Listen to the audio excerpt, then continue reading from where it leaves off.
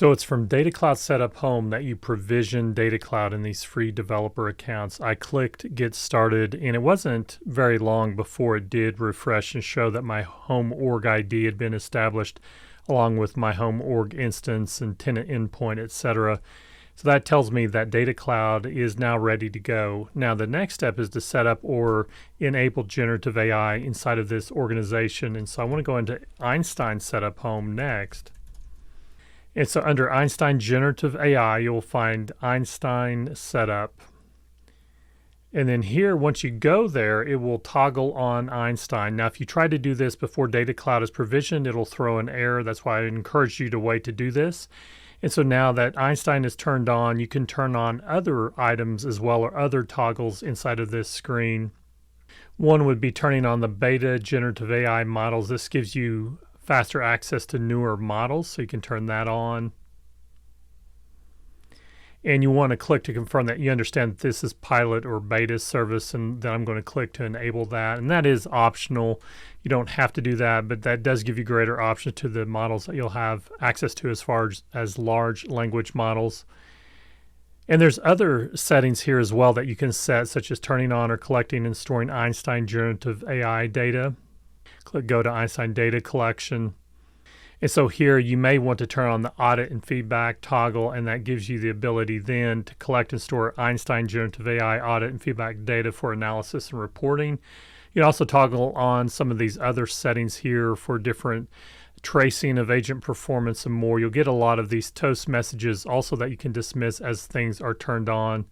And you can also adjust the knowledge or RAG quality data and metrics. I'm just going to keep these the defaults and not go deeply into this because we're just getting started with getting generative AI enabled in your org after signing up for the free account and getting Data Cloud enabled.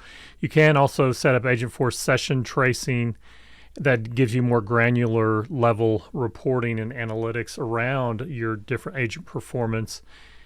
And so now beyond agent optimization being toggled on, I'm going to turn on agent platform tracing and agent health monitoring as well, and then dismiss these toast messages that come on also.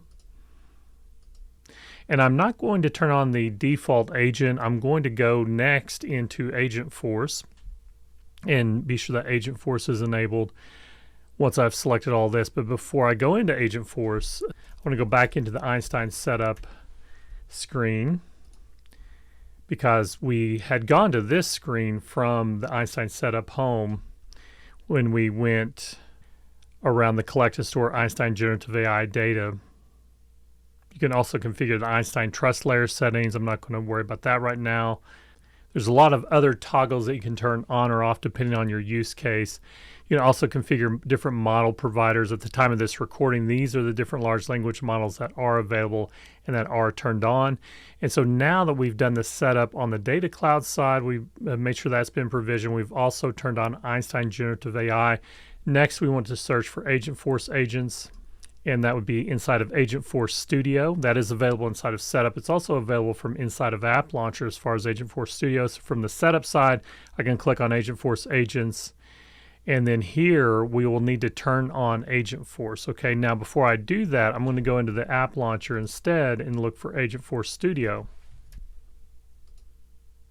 This is a little bit different experience from the front end as far as from the App Launcher. The Agentforce Studio has a lot of different things that are available to us, but before we can access Agentforce Studio and configure and build agents from the front end, we'll need to enable Agentforce from the back end. So I'm going to click the back arrow to go back from where I came and then turn on Agentforce and enable that, and then the screen will refresh to where I can try the new Agentforce builder. I can click Let's Go, and that will take me to Agentforce Studio. Watch what happens in the new tab here is Agentforce Studio from the App Launcher is here, but now we do have access and we can start the process of creating a new agent. So we've now not only gotten logged into our new developer account, and we've gotten Data Cloud provisioned and Einstein Generative AI also enabled, but now we have got Agentforce enabled. So now you're ready to start building agents and working with prompt templates and a whole lot more agentic features inside of Salesforce.